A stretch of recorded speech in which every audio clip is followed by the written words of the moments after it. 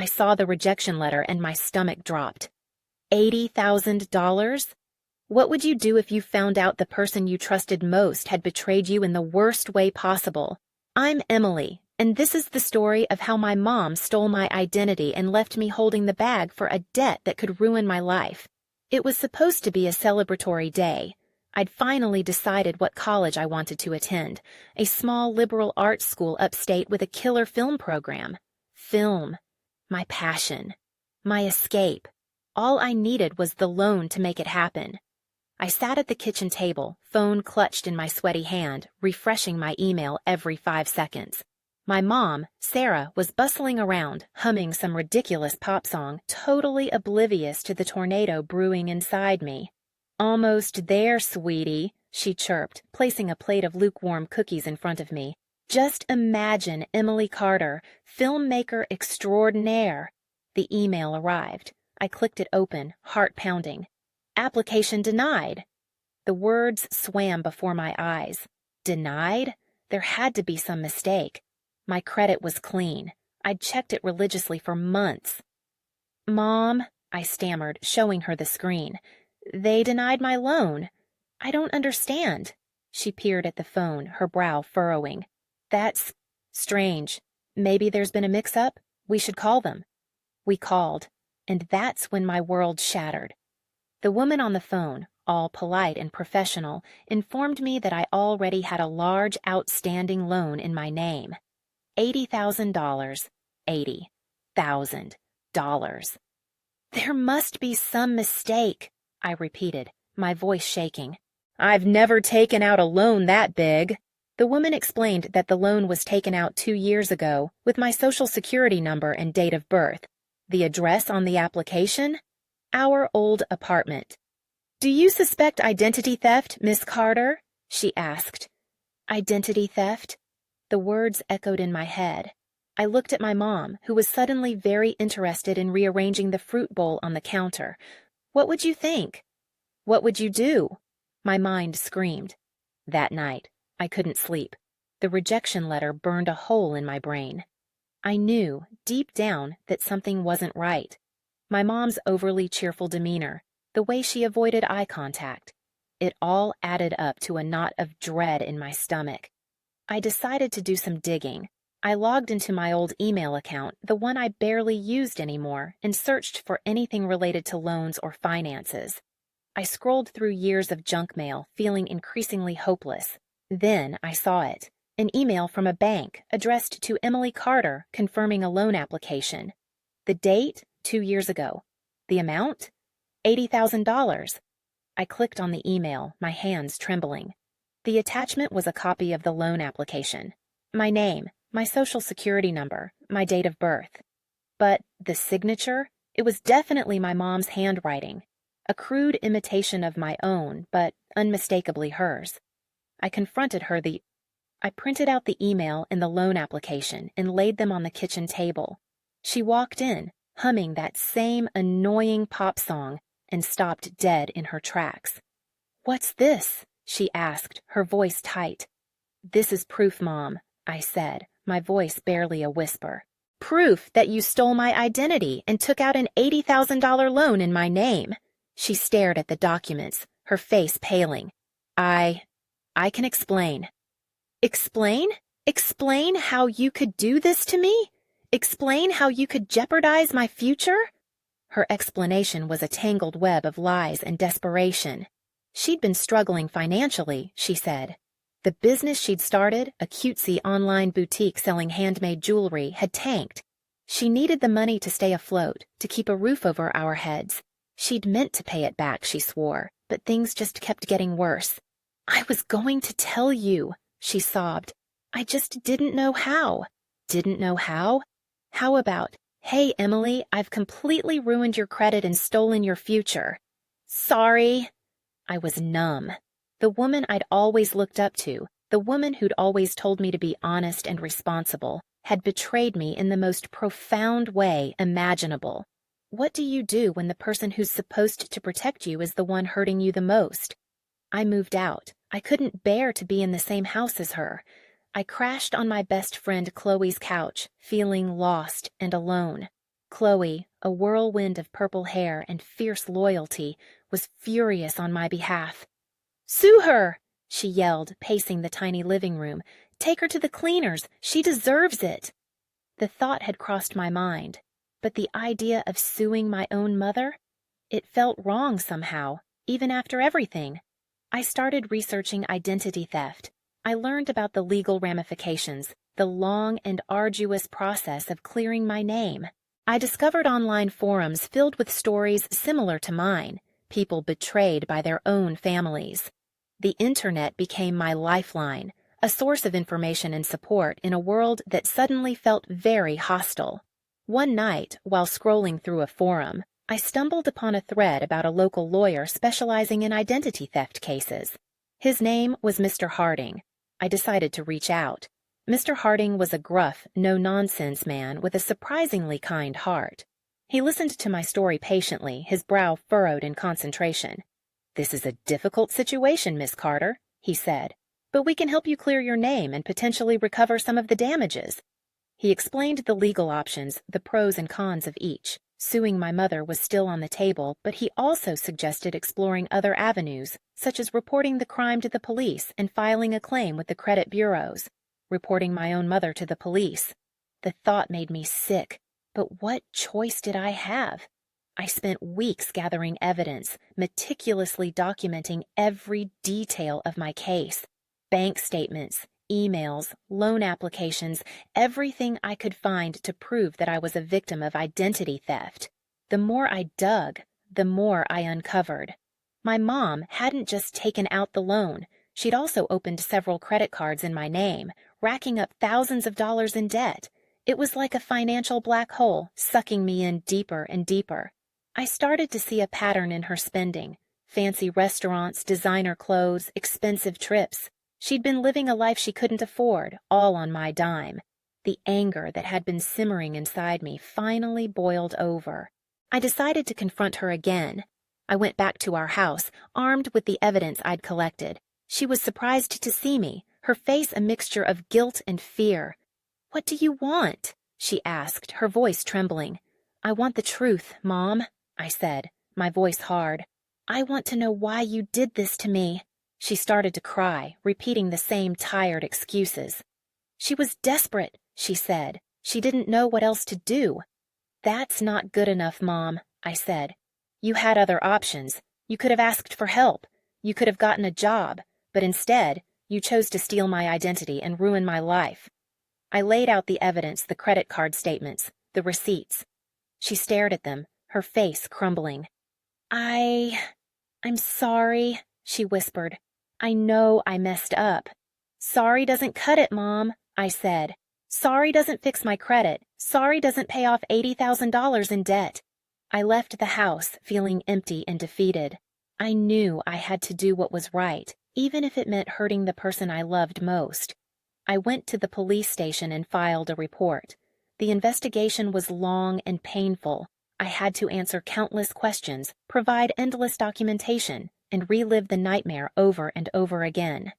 My mom was eventually arrested and charged with identity theft and fraud. The trial was a media circus. The story of a mother stealing her daughter's identity for a loan was irresistible to the tabloids. I was hounded by reporters, my face plastered on every news website and social media feed. It was mortifying. My mom pleaded guilty. She was sentenced to probation and ordered to pay restitution, but the damage was done. My credit was ruined, my savings were gone, and my relationship with my mother was shattered beyond repair. I worked tirelessly to clear my name, disputing the fraudulent debts and rebuilding my credit score. It was a slow and arduous process, but I was determined to get my life back on track. Chloe was my rock throughout it all. She helped me find a job, a tiny apartment, and a sense of normalcy in a world that felt anything but. She also encouraged me to pursue my passion for filmmaking, reminding me that even in the darkest of times, there was always hope. One day, I received a letter from the bank. They had reviewed my case and agreed to forgive the $80,000 loan. It was a small victory, but it felt like a huge weight had been lifted off my shoulders. I decided to make a film about my experience. I wanted to share my story with the world, to warn others about the dangers of identity theft and the devastating consequences of family betrayal. The film was a success. It won awards at film festivals and was even picked up by a streaming service. It was cathartic to tell my story, to turn my pain into something meaningful. As for my mom, we haven't spoken in years. I don't know if I'll ever be able to forgive her for what she did, but I've learned that forgiveness is a choice, and it's a choice I may eventually make. The experience changed me. It made me stronger, more resilient, and more aware of the importance of protecting my identity. I learned that love without boundaries can indeed become exploitation. One evening, while I was at a local cafe with free Wi-Fi and glass walls editing my film, my phone buzzed insistently. An unknown number. I usually ignore those, but something felt different. An anonymous message appeared on my screen. She knows. My heart skipped a beat. Who knew what? And who was she? I tried to call the number back, but it was disconnected. The neon city lights flashing over a deserted alley suddenly seemed less appealing, more menacing. I felt like someone was watching me. This true crime vibe was getting way too real. Was my mom involved, or was this some kind of twisted prank? I decided to show Chloe the message. She looked at it with narrowed eyes. "Definitely creepy," she said. "Maybe you should report it to the police." I hesitated. I didn't want to jump to conclusions, but I couldn't shake the feeling that something bad was about to happen. The "don't trust anyone." This was getting ridiculous. I had to find out who was behind these messages. I decided to enlist the help of my tech-savvy cousin, Leo. Leo was a cybersecurity whiz, always tinkering with computers and gadgets. He agreed to track the phone number. A few hours later, Leo called me, his voice urgent. I traced the number. It's a burner phone, but I managed to get a location. It's coming from your old neighborhood. My old neighborhood. The place I hadn't been back to since the trial. The place where my mom still lived. I felt a knot of dread tighten in my stomach. Could she be behind this? Was she trying to scare me? I decided to drive back to my old neighborhood. I knew it was a risk, but I had to know the truth. As I drove, memories flooded back. Happy memories of childhood, playing in the park, riding my bike with my friends. But also painful memories of the betrayal, the lies, the shattered trust. I arrived at my old house and parked down the street. The house looked the same as I remembered it, a small, modest bungalow with an overgrown lawn. I walked up to the front door and knocked. No answer. I knocked again, louder this time. Still nothing. I tried the doorknob. It was unlocked. I hesitated for a moment, then pushed the door open and stepped inside. The house was dark and silent. "Hello?" I called out. "Mom, is anyone there?" No response. I walked further into the house, my heart pounding in my chest. The air was thick with a musty smell. I entered the living room. The furniture was covered in dust sheets. It looked like no one had been living there for a while. Then I heard a noise, a faint creaking sound coming from upstairs. I slowly made my way up the stairs, my hand gripping the railing tightly. Each step creaked under my weight. I reached the top of the stairs and paused, listening intently. The creaking sound continued, growing louder. I followed the sound to a bedroom at the end of the hall. The door was slightly ajar. I pushed the door open and peered inside. The room was dimly lit by a single lamp, and then I saw her. My mom, sitting in a rocking chair, staring blankly at the wall. But it wasn't just my mom. There was someone else in the room, a woman I didn't recognize. The woman turned to face me, her eyes cold and menacing. She was holding a knife. I froze, paralyzed with fear. What would you do if you opened a door and there she was with a knife? "Who are you?" I stammered, my voice barely audible. The woman didn't answer. She just stared at me, her grip tightening on the knife.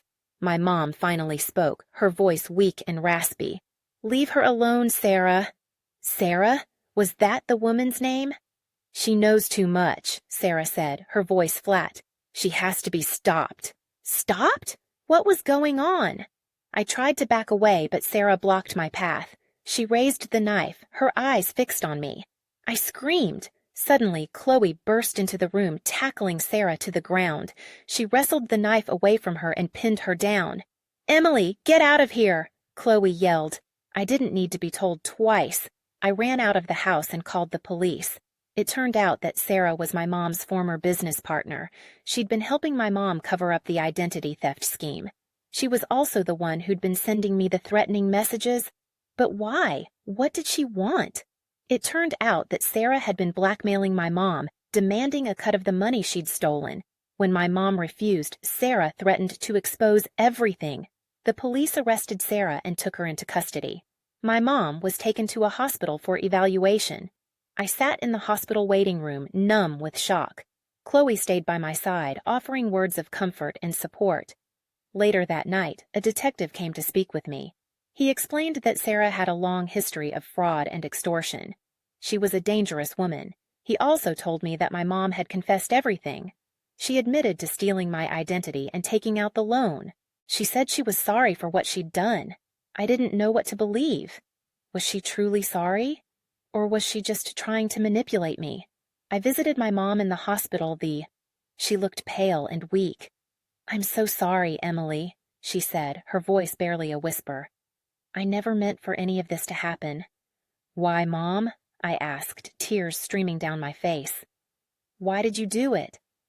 "I was desperate," she said. "I didn't know what else to do." "You could have asked me for help," I said. "I would have helped you." "I was ashamed," she said. "I didn't want you to know how badly I'd messed up." I stared at her, my heart breaking. I wanted to hate her, but I couldn't. She was still my mother, the woman who'd raised me, the woman who'd always been there for me. I knew I could never forget what she'd done, but I also knew I couldn't hold onto the anger and resentment forever. It was eating me alive. I made a decision. I decided to forgive her. Not for her sake, but for my own. It wasn't easy. It took time and effort, but eventually I was able to let go of the past and move on with my life. I never forgot what happened. It was a painful chapter in my life, but it also taught me valuable lessons. I learned the importance of trust, honesty, and forgiveness, and I learned that even in the darkest of times, there is always hope. I finished my film, and it was a hit. It opened doors for me, leading to bigger and better opportunities. I was finally living my dream. Years later, I received a letter from my mom. She was living in a small town, working as a librarian. She said she was finally happy. She also said she was proud of me. I smiled. Maybe, just maybe, there was still hope for us after all. The anger I'd carried for so long began to dissipate. The phone buzzed. It was Chloe. "Guess who just got a big movie deal?" My film career was taking off. As I stand here today, reflecting on my journey, I can honestly say that I've come a long way. I've faced adversity, overcome challenges, and emerged stronger and wiser. I've learned to forgive, to let go of the past, and to embrace the future. My life is not perfect, but it's mine. And I'm grateful for every moment, every experience, every lesson learned. I found the strength within myself to face betrayal, to clear my name, and to fulfill my dreams. I never thought my mom would steal my identity and saddle me with $80,000 in debt. But here I am. What would you do? Write what would you choose? And if you liked this story, give it a thumbs up, subscribe for more true crime tales, and share your thoughts in the comments below. Chloe's movie deal? It was insane. But that "she knows" message, that still gnawed at me. It felt like unfinished business, like a shadow lurking just outside the frame. I tried to push it aside, to focus on the excitement of Chloe's success and the potential of my own career, but the unease lingered. We celebrated Chloe's news at a trendy rooftop bar, the city sparkling beneath us. "This is it, Em. We're gonna be rich and famous," she shrieked, clinking her glass against mine. "First-class flights to every film festival. Imagine!" I laughed, trying to match her enthusiasm. But even with the dazzling lights and the celebratory atmosphere, I couldn't shake the feeling that something was wrong. As we were leaving, my phone buzzed again. Another anonymous message. This one was shorter, even more chilling. Too late. My blood ran cold. I showed Chloe the message, my hand trembling. "This is getting out of hand," she said, her voice serious. "We need to do something." We went back to my apartment, a tiny, cluttered space that felt like my only sanctuary. Chloe started researching Sarah, my mom's former business partner, online. "She's got a clean record since the trial," Chloe said, scrolling through her phone. "But I found something interesting. She's connected to a bunch of shady online forums, the kind that deal with, let's just say, things you don't want to know about." I felt a wave of nausea wash over me. What was Sarah up to, and what did she mean by too late? My phone rang. It was my Aunt Carol, my mom's sister. We hadn't spoken in years, not since the trial. I hesitated, then answered the call. "Emily?" Her voice was shaky, barely a whisper. "You need to come home. Something's happened to your mother." Home. The word felt foreign, tainted by betrayal and pain. "What happened?" I asked, my voice tight. She's gone missing. The police are searching for her." "Missing? My mom?" I felt a surge of conflicting emotions, fear, guilt, and a flicker of hope. Could this be a chance for us to finally reconcile? "I'm coming," I said. I packed a bag and drove back to my old neighborhood, the familiar streets triggering a flood of memories. The house looked even more dilapidated than I remembered, the paint peeling, the garden overgrown. The police were there, searching the house and questioning the neighbors. I found my Aunt Carol sitting on the porch, her face etched with worry. "She just disappeared," she said, her voice trembling. "One minute she was here, her phone's still here, her car's still here. It's like she vanished into thin air." The police detective, a weary-looking man with tired eyes, approached me. "Miss Carter, we understand you're her daughter?" I nodded. "We're investigating her disappearance," he said. "Do you have any idea where she might have gone?" I shook my head. "I haven't spoken to her in years," I said, "but I received some threatening messages recently. I think someone might be after her." I showed him the messages. He examined them carefully, his brow furrowed. "We'll look into it," he said. "In the meantime, if you hear from her, please let us know immediately." As the sun began to set, casting long shadows across the yard, I felt a sense of unease settle over me. Something wasn't right. This felt staged. My mom wouldn't just disappear without a trace. She might have made terrible choices, but she wouldn't abandon her life, her home, without a word. I decided to do my own investigation. I started by searching my mom's house. I went through her drawers, her closets, her files. I found nothing of interest, just the usual clutter of a life lived in quiet desperation. Then I went to her computer. It was an old, outdated model, but it still worked. I searched her browser history, her emails, her social media accounts. I found nothing out of the ordinary. But then I stumbled upon a hidden file. It was password protected. I tried guessing the password, but nothing worked. I was about to give up when I remembered something my mom used to say. "The past always haunts us." I typed in "past haunts" as the password. It worked. The file opened. It was a video. I clicked on it. The video showed my mom sitting in a chair, her face pale and drawn. "If you're watching this," she said, her voice trembling, "it means something terrible has happened to me." She went on to explain that she'd discovered something about Sarah, something that could put her in danger. "Sarah's not who she says she is," my mom said. "She's involved in something much bigger than identity theft." She didn't say what that something was, but she warned me to stay away from Sarah, to protect myself at all costs. The video ended abruptly. I stared at the screen, my heart pounding in my chest. What had my mom discovered, and what was Sarah involved in? I knew I had to find out. But I needed to find Sarah. I knew tracking her down wouldn't be easy. The police had probably already questioned her, and she'd be laying low.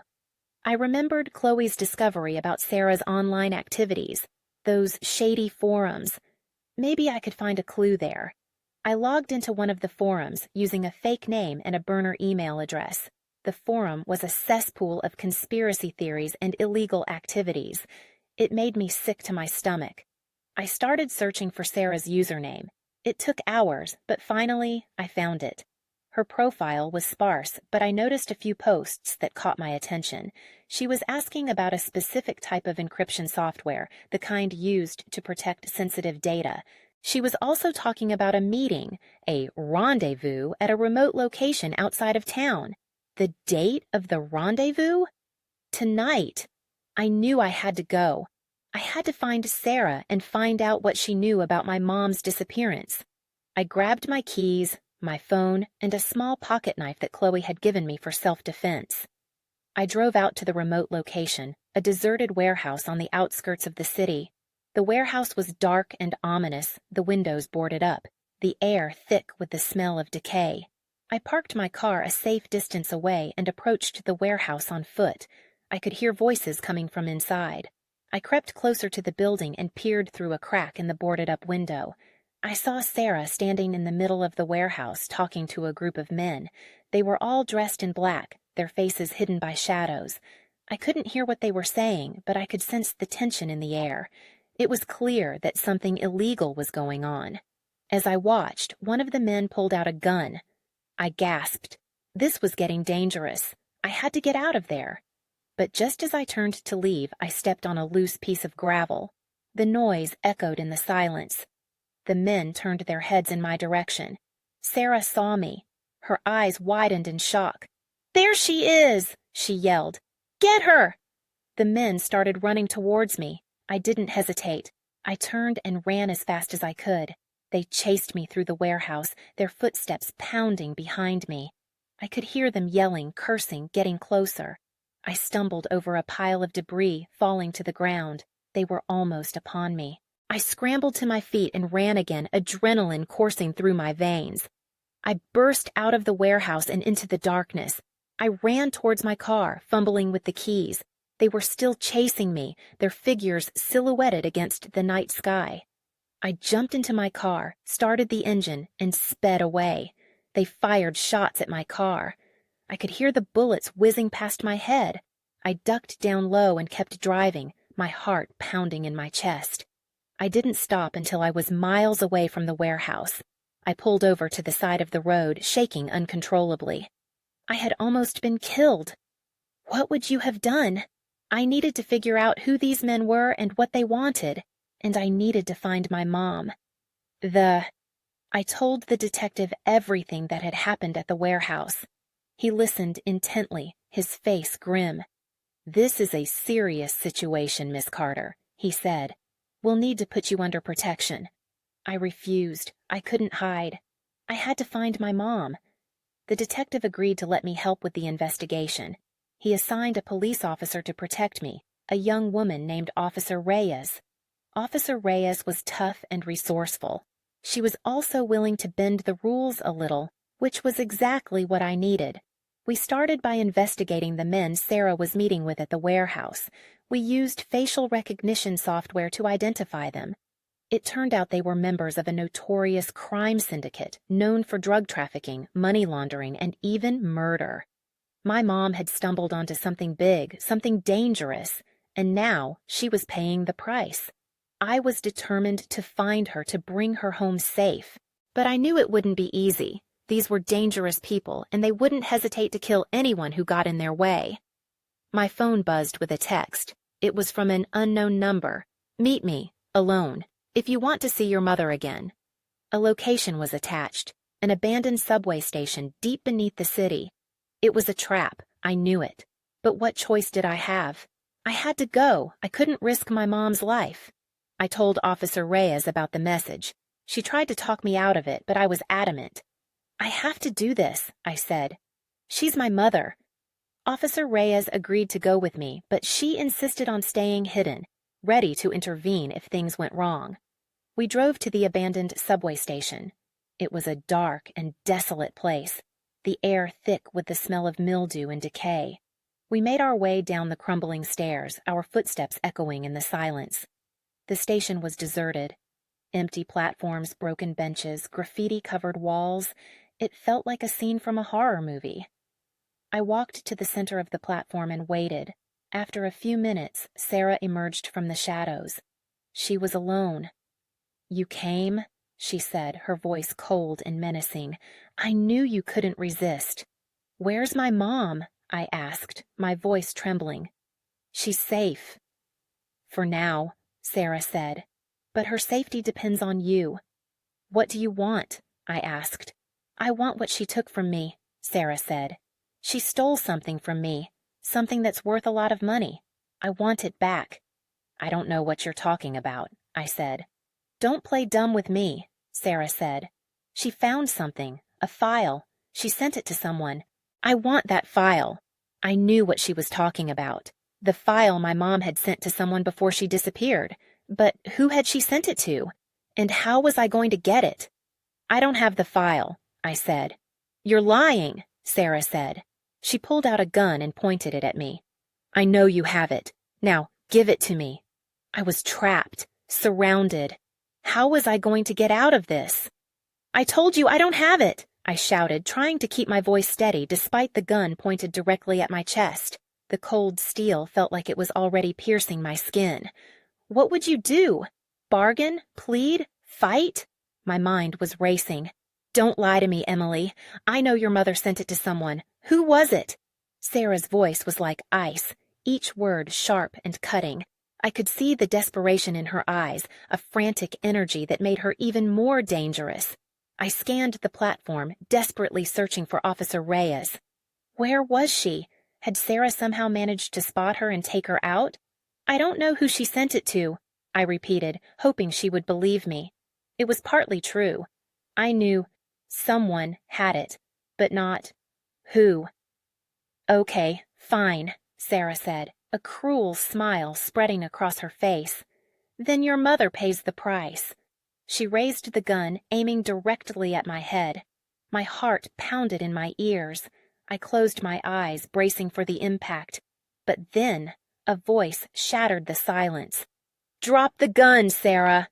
Officer Reyes stepped out of the shadows, her own gun drawn and aimed at Sarah. The two women stood facing each other, a tense standoff in the heart of the abandoned subway station. You shouldn't have come here, Reyes, Sarah said, her voice dripping with venom. This doesn't concern you.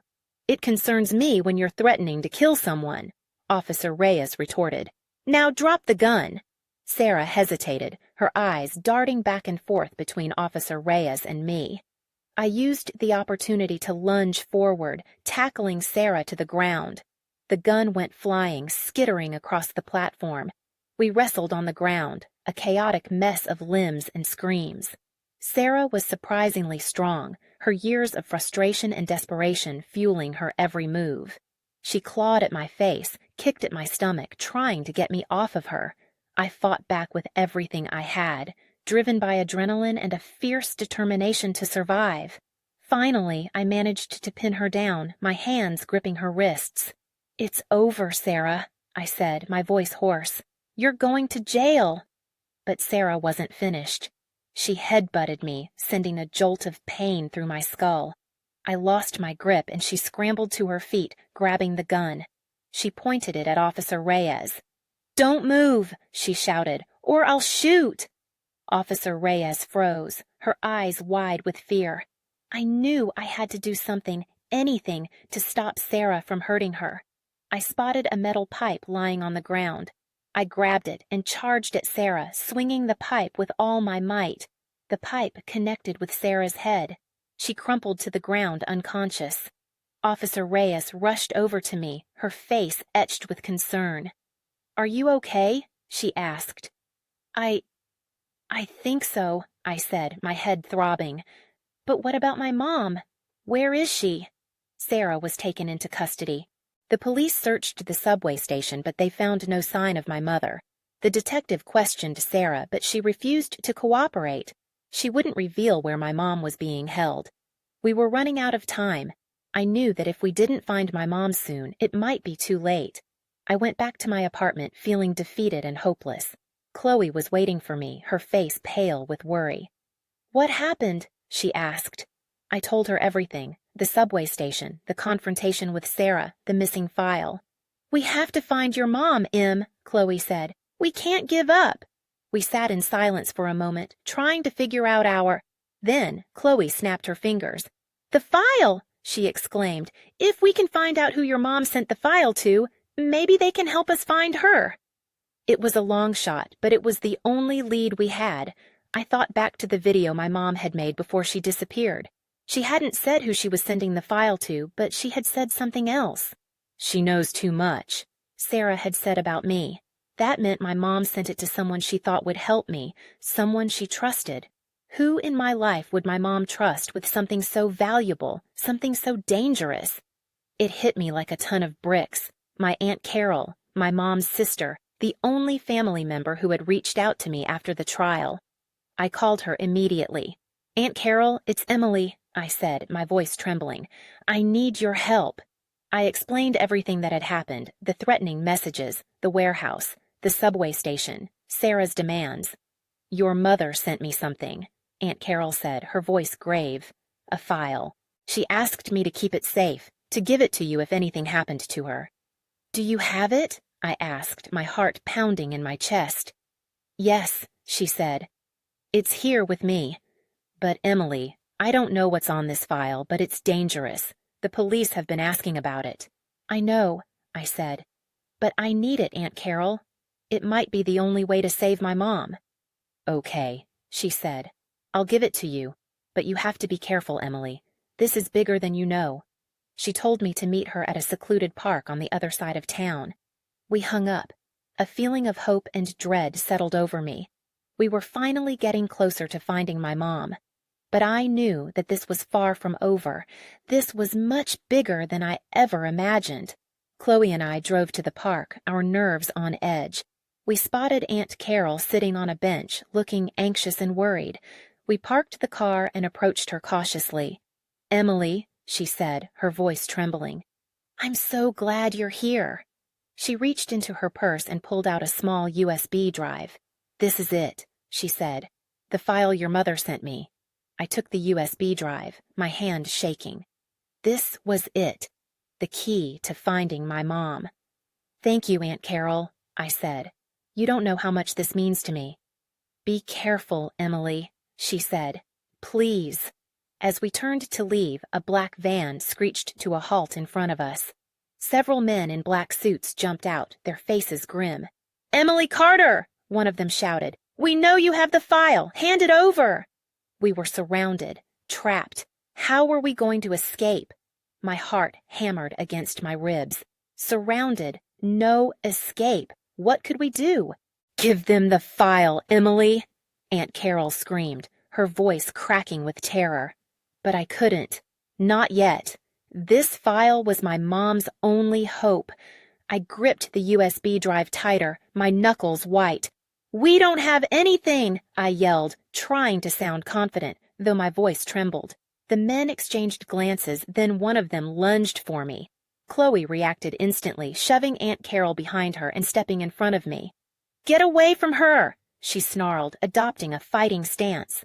The man hesitated, surprised by her ferocity. Officer Reyes, who had been tailing us in an unmarked car, chose that moment to make her move. She slammed the car into the back of the van, sending the men sprawling. Chaos erupted. Shots were fired. People screamed.